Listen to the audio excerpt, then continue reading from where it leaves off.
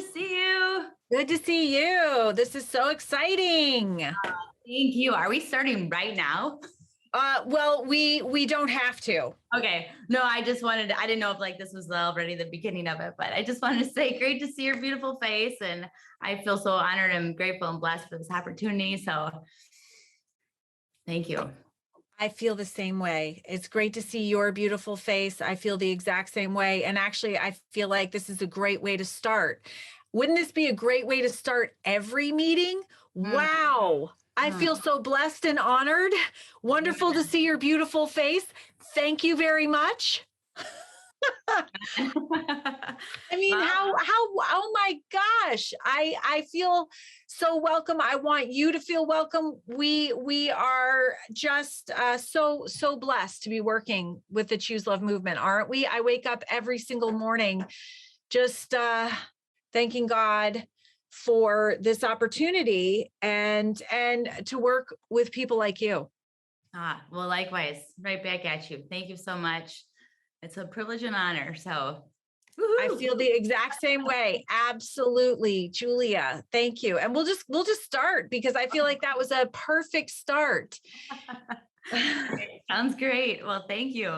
Yeah. So I wanted to introduce you, Julia, to everyone who follows the ChooSELove movement so they could have the benefit, as I do, of knowing you, but also to understand exactly what gifts and talents that you bring to the ChooSELove movement, a little bit more about you, a little bit about why you were attracted to the ChooSELove movement. You started first as an ambassador from Wisconsin. And so a little bit about your background and then how you moved into this space of being our director of professional development for the ChooSELove movement.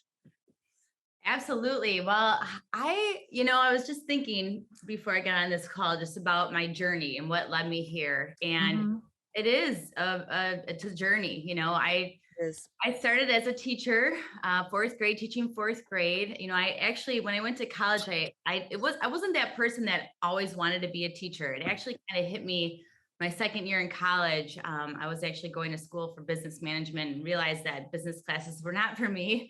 I had an aunt that was a beautiful soul in my life, and she was a teacher, and she really inspired me. She died from a tragic accident at an early age, and I was just inspired by her and her ability to just show love and compassion to others, because she did that to me. And it just kind of, I got this nudge and calling then to just, I think I wanted to be a counselor for school. And then I thought, well, I need my master's for that. So let me go to school to become a teacher. And then I'll slowly go back to get my counseling certification as I teach. So I started teaching back in 1999 in Kenosha, Wisconsin, inner city school. Fourth grade, Title I school, lots of needs, lots of unfortunate situations in the school. And, I was that teacher that, your first couple of years, you're just trying to make it and get by. But I realized what I really loved most about being a teacher was just, being with my students. I really cared about them. My heart went out to them. I knew the pain and suffering they were going through. I actually wasn't the teacher that really cared about math scores or test scores, or, I obviously wanted to help them thrive with their academics. But for me, it was really about helping them through life. And so I taught for 7 years at fourth grade, and I did some really cool things. One of the programs I'm really was excited about sharing was this program called, it was creating an original opera. I was trained out of the New York Opera Theater Guild to implement this year-long program, which helps students utilize their strengths and really just an opportunity for them to work together in different ways. There was musicians and carpenters and writers and electricians, and just we used all the subjects and integrated that into this year-long development that they created. And it was such a cool, amazing experience. And so I had my first daughter then in my 7th year of teaching. And actually I kind of I stopped teaching for a year, and I'm like, I'll go back because we could have a year off. And then after a year, I got pregnant again. I'm like, you know what? I think I'm just going to take a break. So I stopped teaching full time, but I actually never left the educational world.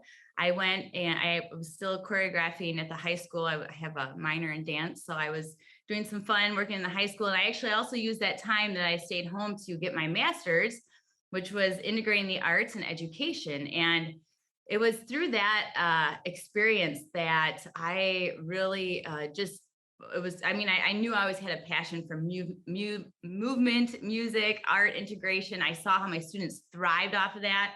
And so it was also during that time that I developed, well, actually at the end of the master's, I developed this thesis with some members of my cohort, and it was actually a whole development on lessons for creating quality communities in our schools and our classrooms. And it was this whole, on building positive mindsets and working together and building those connections and relationships. And it was just a really cool experience. So it was also during that time as my master's, I discovered this program in Milwaukee, and it was called, it's an organization, nonprofit called DanceWorks, and they actually bring the art programming into the schools of inner city schools in Milwaukee. And I'm like, wow, that really connected to me, because I could kind of create my own schedule, and I still want to be with my kids, but I still want to be in the schools. So I started, after I finished my master's, I went and worked for this nonprofit, and I taught in inner city schools, and we brought art and movement and dance with a focus on, cultivating those relationships, enhancing well-being, but also, utilizing the arts, which is where my passion lied. And it was also during that time when I was teaching in inner city schools, though, it was a challenge, lots of unfortunate situations that I saw each and every day. I remember I always start my classes with restorative circle practices. And one day I did it was go around the room, and we're just going to share one thing about yourself. And today the topic was, what's one thing that makes you scared? I said, okay, I'll start. My name is Mrs. Richter, and I'm scared of spiders. And we go around the circle, and these students say, I'm scared of drive-by shootings. I'm scared of getting kidnapped. I'm scared of getting beat up. I'm scared of walking outside my house at night.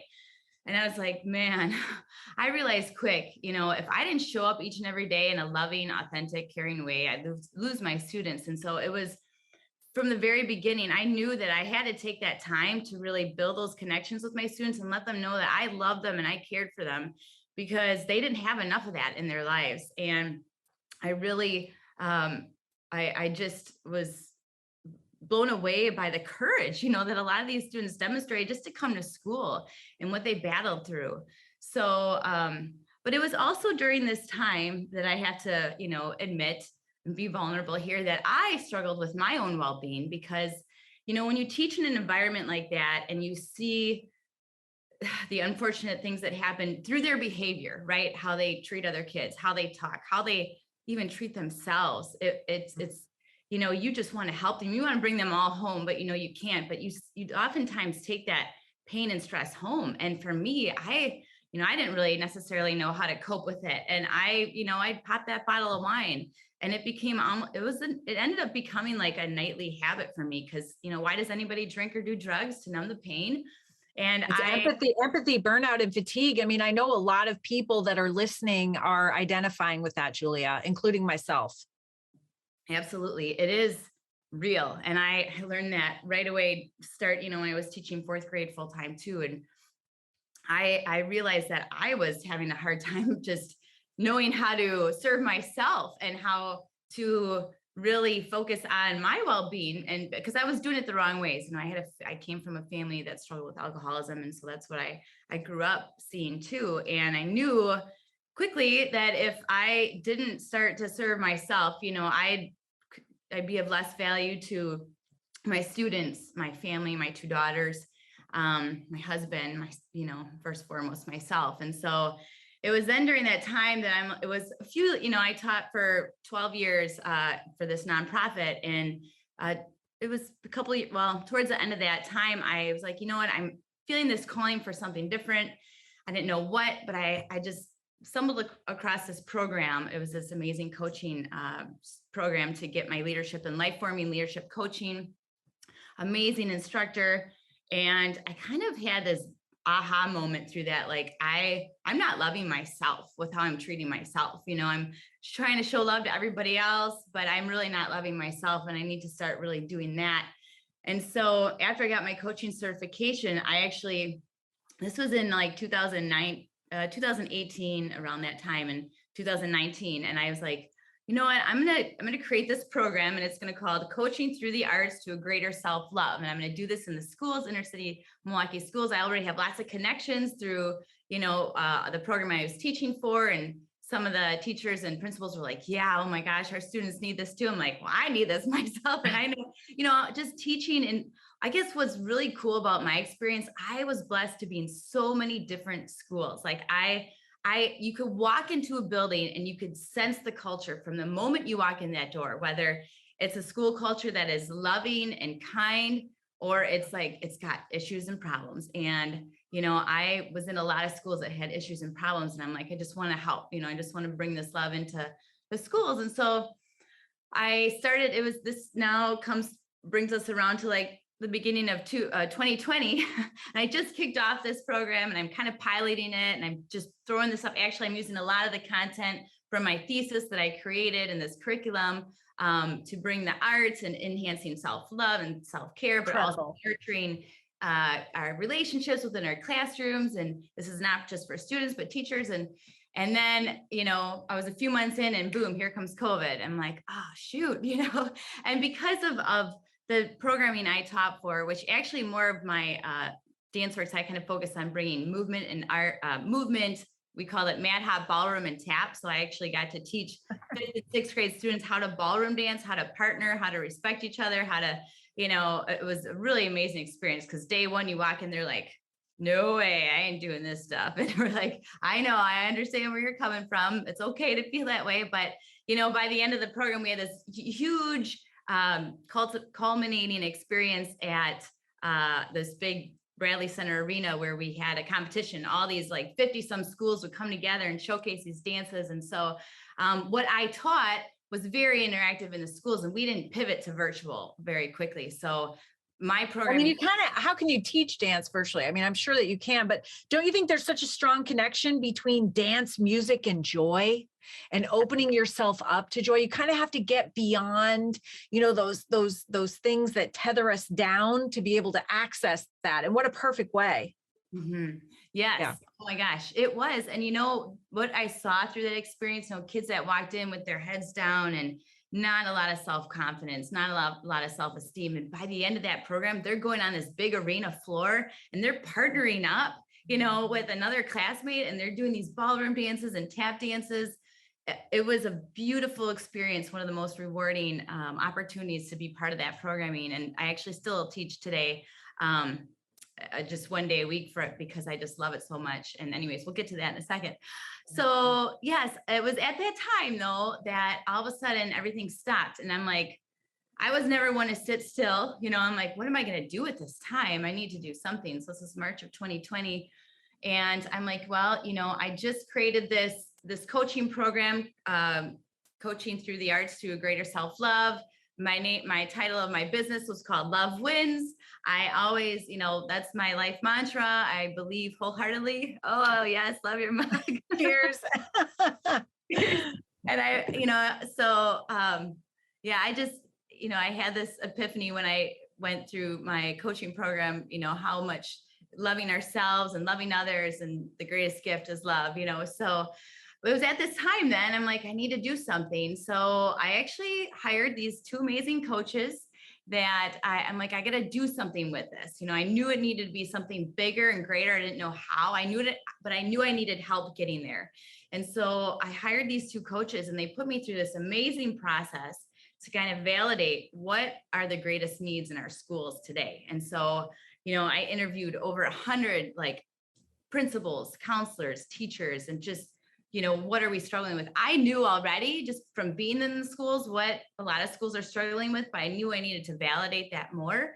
And it really was, our teachers are suffering. Like our teachers are falling apart. There's so much burnout. There's that compassion fatigue. There's that just a sense of I'm lost, and there's also, You're talking about during COVID, or was this before COVID? yeah, well, this was after, right when COVID hit. I knew that was already happening, but the coaches I hired had me go through this process of validating what are the greatest needs, because I knew I wanted to build a coaching program to help support our schools that are suffering, which we all need support, with well-being. And the greatest, what I heard, the common thread was, our kids, the relationships, how they're getting along, our students, even our staff, there's this disconnect. We need to work together on really cultivating these relationships. We need to enhance their well-being. There's just, we don't know how to do that, how to get there. And right now with COVID, oh Lord, it's just falling apart. And I mean, like you said, like the health care workers and the educators. I mean, they have all of these students and all of this diverse need within their 25 kids, or maybe if you're an administrator, a whole school. And as you said, you've got all of these stories. You only have partial control. You only have when they're in your classroom, sometimes what they're going back home to. And it just weighs so heavily on your heart. You can't always choose, you want to choose their path. You want to give them the skills and tools. And then, they come home with another story, everything that you said about what they fear. I mean, it's so understandable to me why educators are having such a tough time, because they have the hardest job in the entire world. We give them our most precious asset for the majority of the day and ask them to help shape and mold them into the human beings they're going to become. So it's not just academics, it's everything. And it's so vital for our future. And there's so much weighing on them. And now you've got this whole COVID thing where there's been such a huge loss of academic progress, and they feel responsible for that. And it's just, I'm just kind of giving my view too, because I'm out there as well and seeing this, and it's really tough. It is. Like you said, teachers have one of the most challenging jobs out there, but also the most rewarding. I guess if you really remember and, why we do what we do, and bring it back to that, because you can feel overwhelmed so fast. And if we really take the time to focus on what matters most, right? Which is caring for one another, helping support one another, knowing that we have each other's back and that we're not alone in these struggles. That is, I love this quote by Theodore Roosevelt saying, nobody cares how much you know until they know how much you care. And it's the truth of the matter. And so, if we can take that time in our classrooms to really focus on really demonstrating care and love to our students, and cultivating that and the connection. And that's what I found, through my discovery and through this validation process, that's what really our schools needed. And so I started coaching just actually voluntarily to coaches all over, not just the United States, but the world. I created this network on Facebook, and I titled it C.A.R.E.S, and it stood for Cultivating Authentic Relationships in the Education System. And I had, a lot of just kind of reached out to my networks. Hey, we're here to support you. Come join this group and we'll support each other through the way. And I'm here to help coach. So I took my coaching experience through my certification process, and I started to just coach. And I realized just even school leaders need that support, because they, are caring about their teachers and all the staff and their students and families, and who's there to support them. And it was through that process too that they were so grateful to just have that opportunity. So it was also during this time I had just put together C.A.R.E.S, and I was doing some coaching, just trying to utilize my time the best I could home virtually. And I did lots of research on all these different programs, because knowing that there is such a need for social emotional wellness out there and growing in relationships, I'm like, I'm just going to do lots of research on all these programs out there. So I found a lot of different programs, doing lots of research. There's so much out there. And I had some experience too, just being in the classroom for so many years. But one day I'm like, what is my why? Why am I doing this? Why do I really care about it? I'm like, it is to just bring more love in this world. I have this mantra, love wins. I just, driving home from school so many days, like, we just need more love in our schools. And like, how can we do this? Like, we got to have this huge movement in order to make a profound change in this world. How can we do this? So one day I'm like, I'm just going to go social emotional learning, love. Let's see what comes up. So I Googled it and I find this ChooSELove movement. I'm like, what? Is this real?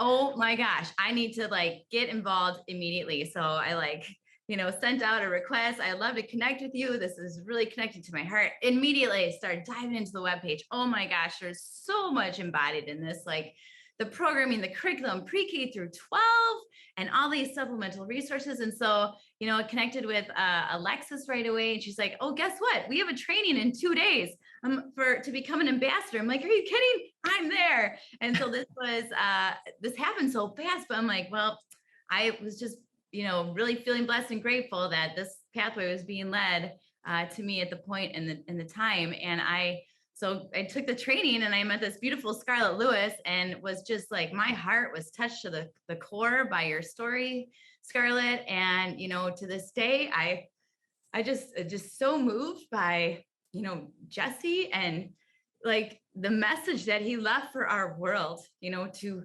spread nurturing, healing love. This 6-year-old boy, and, the courage too, that he demonstrated the day of the tragic shooting. I remember too, just even when that happened, just being struck just so hard, like, this is so horrific and so sad. And we continue to see these school shootings. And I was even in a school that had a bullet shot through the school window. And, this is what our kids live in. And it was just like, immediately, I'm like, I was just moved to the core and just knew that this was a mission that I needed to be part of. And so I immediately became an ambassador for the state of Wisconsin, and teamed up with my amazing co-ambassador, Tiffany Helmke, here in Wisconsin. And we just tried to do all that we could to spread this initiative across the state and in our schools, communities, and met so many wonderful people through the movement. And then it was, a few months after that, we were talking about how can we, help generate some revenue. We're a nonprofit. We help serve a lot of communities and schools. And I'm like, well, I just built this coaching program, but the funny thing is I knew I needed something to connect with that coaching program to really allow it to thrive, or allow it to, come full circle and allow it to actually work. And so when I'm like, hey, I have this coaching program, and I'm like, and I presented it to you and the team. And, it was at that moment that it just was like, yeah, let's move forward, and creating some workshops to help focus on the well-being of our teachers and school leaders first, because we know we can't serve out of empty cups. I knew that first and foremost as a teacher. Yeah, so important. And so important. And then also, support on how can we help our schools implement this programming so it's successful and maximized, and, creating this belief blueprint and universal language. And so that's where kind of C.A.R.E.S, what we call ChooSELove C.A.R.E.S now. And I just feel so grateful. We have a beautiful team of facilitators. And, I just feel so blessed and honored and privileged to be doing what I do each and every day. I still actually am teaching. This is kind of funny. It went full circle. I'm back at the school that I taught 4th grade at back in '99.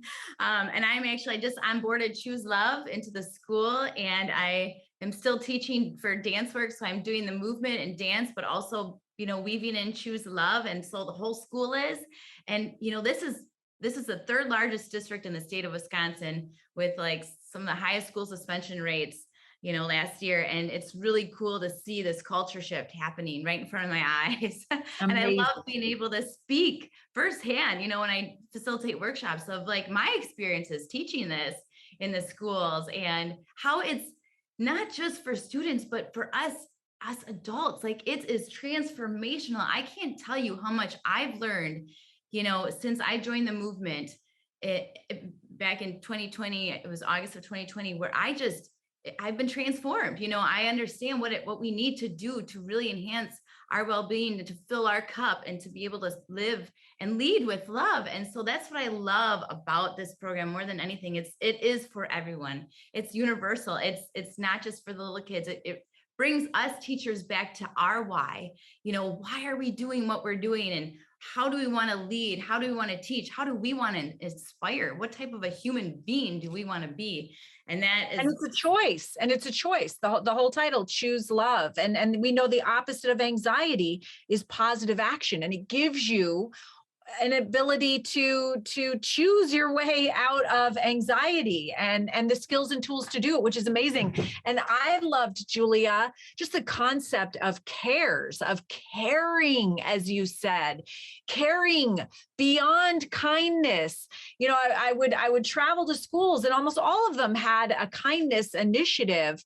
But sometimes I kind of felt like it was like a week-long kindness objective, and it was a way to check off the box sometimes. And it's, of course, kindness is wonderful, and they would do things, that action piece, but it wasn't something that was woven into the DNA of the school. It wasn't something that the culture was founded on. And I feel like caring takes kindness to the next level, because it focuses on that action component, the head and the heart and the body, like all of it has to be in action to care.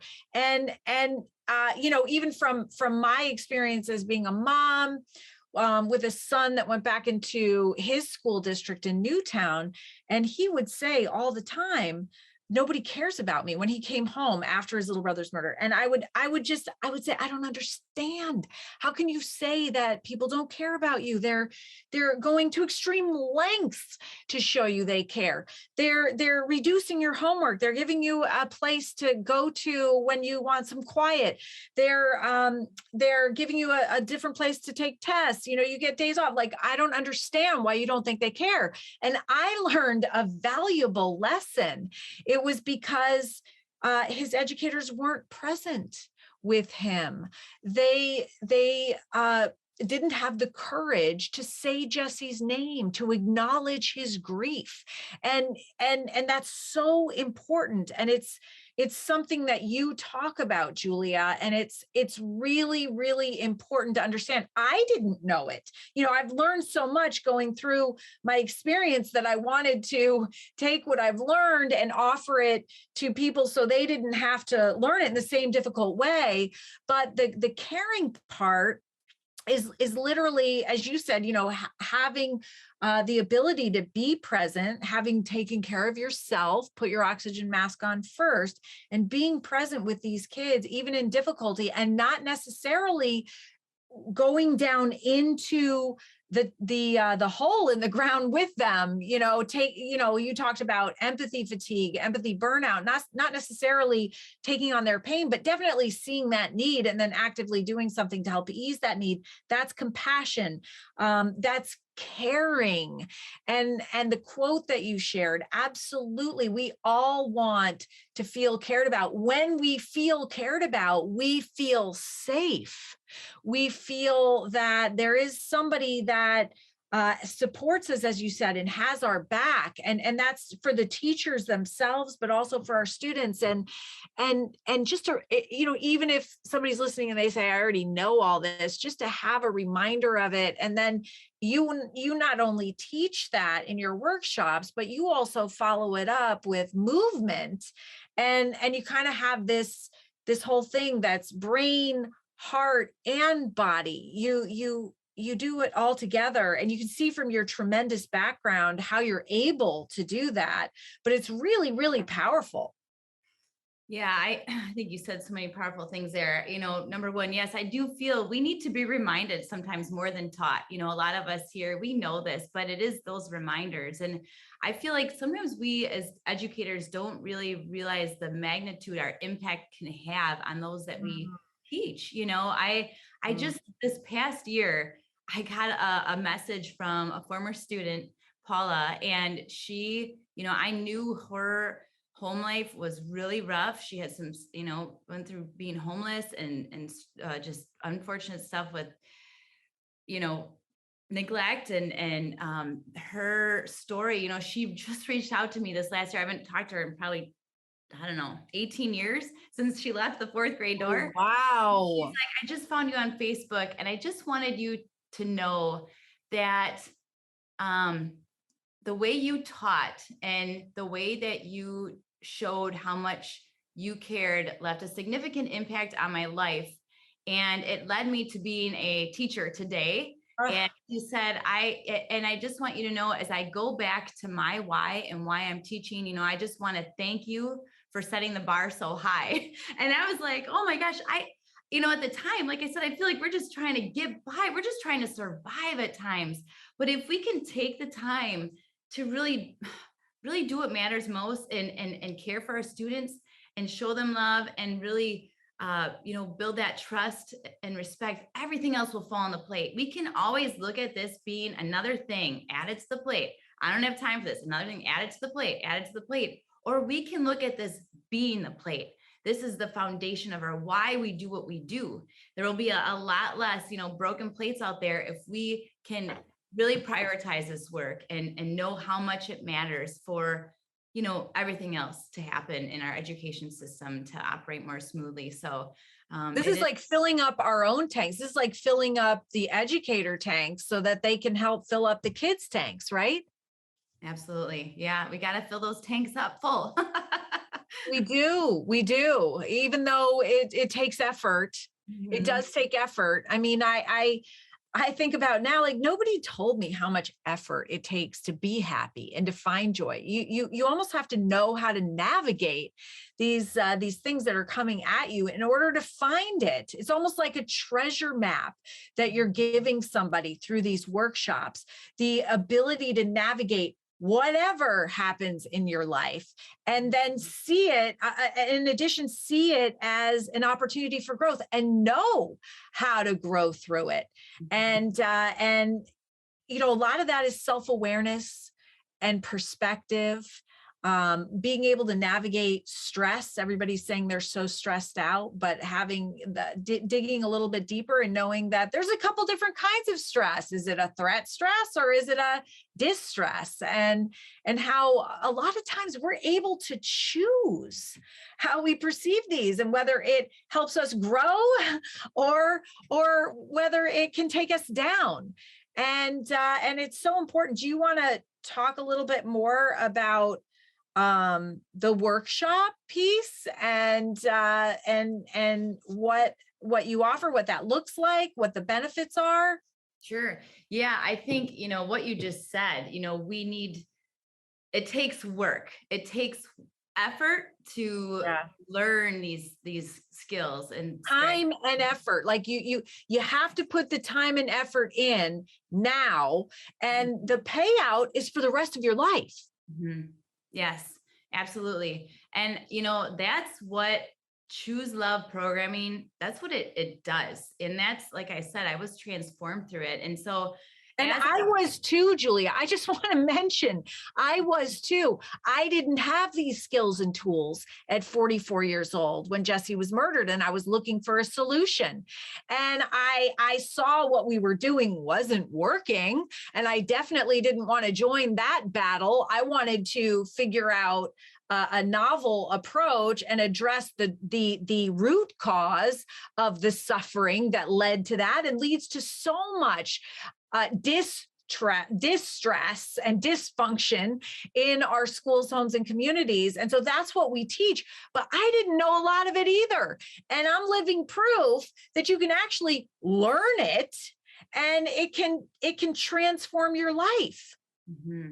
It's so true. And that's the same thing as I was, as I discovered the movement and I just dove right in like full throttle. I'm like, this is great stuff. And I just started to practice it for myself. And I was like, wow, recognizing the benefits and values that it had on my own life. And now just feeling this strong desire, we got to spread this out there. We got to train our teachers, with this content and with this essential information that and life skills that will help us, flourish and help us get through these really challenging times. And so that's really what our workshops do. A lot of our workshops too, we try to, make it very engaging and generate some fun and connection through shared learning and community building.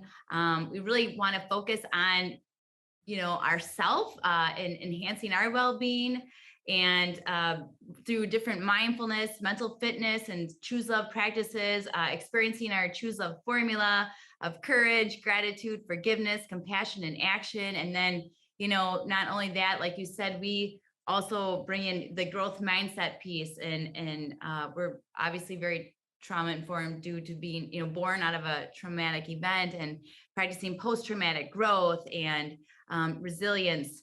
And so that's just what a lot of our workshops do, learning the foundations to integrate these practices into our personal and professional life to cultivate positive, healthy mental and emotional state of beings in order to really live and lead and teach with love. And so we also have workshops that, like I said, with our implementation support that really helps kind of create a step-by-step experiential journey through the curriculum, and kind of really walk away with knowing exactly the best ways and best practices to implement this programming into our schools. We also have, you can check out, if you actually go to ChooSELove.org, all of our different opportunities. We have a masterclass series, which really helps to nurture and support the well-being of school staff throughout the whole year. And we focus on different character pillars throughout the year. So we have semester 1 focusing on courage, semester 2 gratitude, semester 3 forgiveness, and semester 4 compassion and action. And really this is designed to help build support and momentum of our programming. A lot of times you feel like you come in at the beginning of the year and it's this big bang kickoff rally, and then it's like, see ya, but we're here to support you throughout the year. We know that creating these opportunities to work together as a staff with this work is so essential to support our well-being, and also teaching different self-regulation techniques and strategies. We also just are really proud to share some strategy workshops, which we use this surveys to generate. We actually really feel the importance of acknowledging the voices of all school stakeholders, parents, teachers, administrators, students, and using their voices to identifying what are the greatest pain points and needs, and then using a strength-based approach to really work them through that to create some significant goals to help them, and use our programming to support that. So you can see all of our different options that we have 2 different really great strategists that came on board to help with that process too. So we feel, and we're adding more workshops as we go. We know to start off with, your beautiful keynote is like the ultimate experience to really just, it touches the heart, and it just opens the heart. I feel like it opens the heart, which opens the mind, which enables you to understand how this can literally change your life and change your world. And it is really powerful. And so, starting off with that is great. But I mean, literally, you have created the professional development that can literally walk an entire school district through this entire process. Mm-hmm. Yeah. And, we know that there is this support that is needed, in our schools, because there's, as we know, we just talked about all the stuff that's going on, and just the unfortunate, trauma and stress that has a result from COVID, and how, we know that our schools need support. And so that's what C.A.R.E.S does. We care for our school systems. And we also are taking these workshops though too, and modifying them to speak to other audiences. So it's not just, the school systems. We can also help with communities and organizations, even, as you know, Scarlett, like prison centers, going in and also bringing some of these experiential workshops into other organizations too. So we really wanted to make sure we speak to all of our ChooSELove family out there. It's true. It's really amazing. I mean, I this has gone so far beyond where I originally envisioned this, and really where anyone has ever envisioned this type of learning going into governmental agencies, foster care, certainly for at-risk youth, for special needs, governor's offices, prisons, as you said. It's really been an incredible adventure. This is something that helps us as humans. It's focused on what we have in common as human beings. There's a lot of focus on differences, and our brains are even kind of wired to look for differences. But this focuses on what we have that is the same, and that is love. We all have a wanted need to love and be loved. And it's also pain and discomfort and anxiety and fear. We all feel that, regardless of what age. And in other words, we've got to give our kids the skills and tools, the coping mechanisms they need ourselves if we feel like we don't need it. The self-awareness to understand, hey, I need some skills and tools that I don't have in my toolbox because I didn't learn them.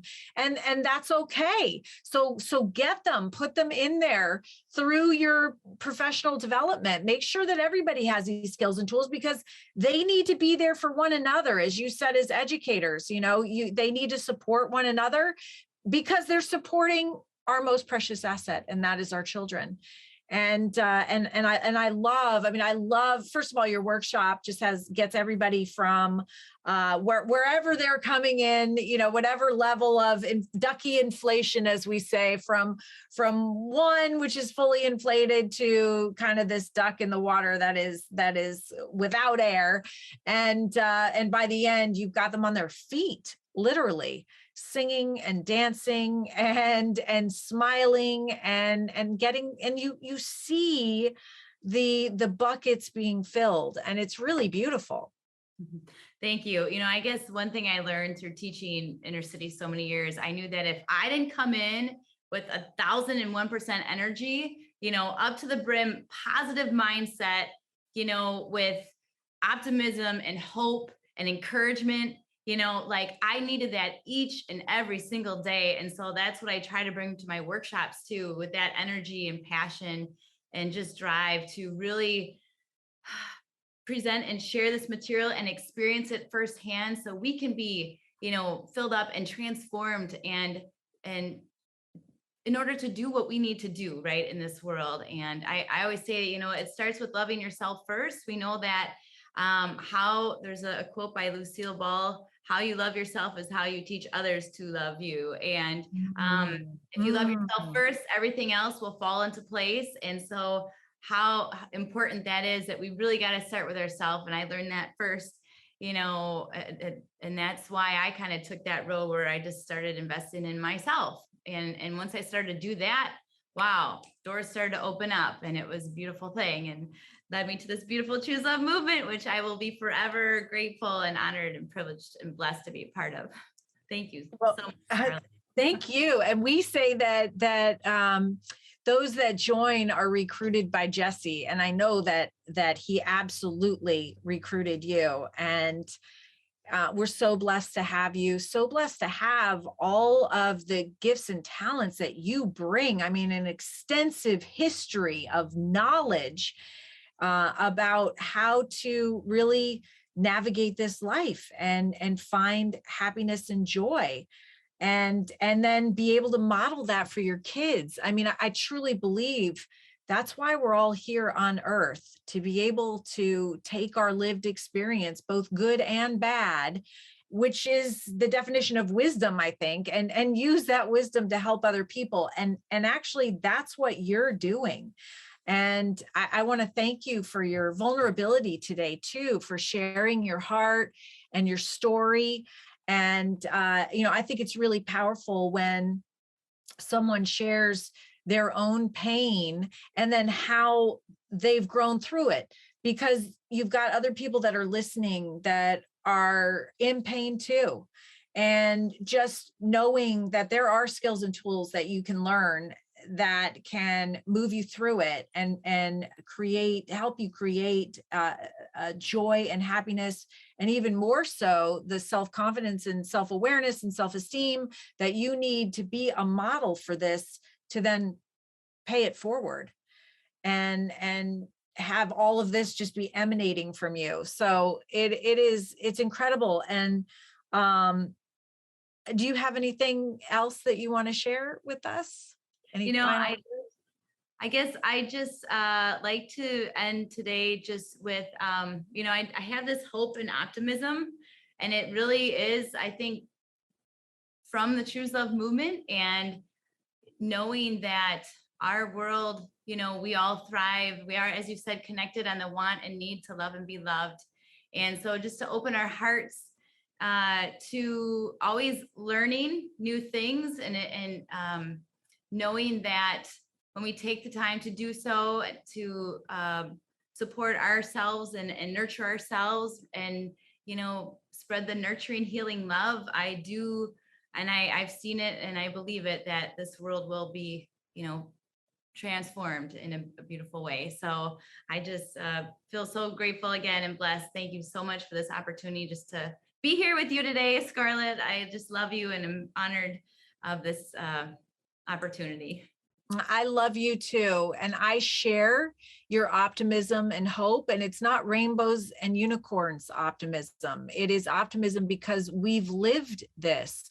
We've been in those dark places and we know that we can emerge from them even stronger. So that is where our optimism and hope comes from. Real lived experience.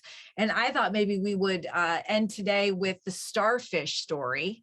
For all of our beautiful hero educators that are out there listening, there was a little boy that was walking down the beach and he's picking up starfish and throwing them into the water. This older man is coming down from the other end of the beach, and he comes upon the little boy and he says, "Little boy, what are you doing?" And the little boy says, "Well, the tide's gone out and all these starfish are stranded. And unless I pick them up and throw them into the water, they're going to die." And the old man kind of chuckles and he says, "Little boy, I just came from the other end of the beach.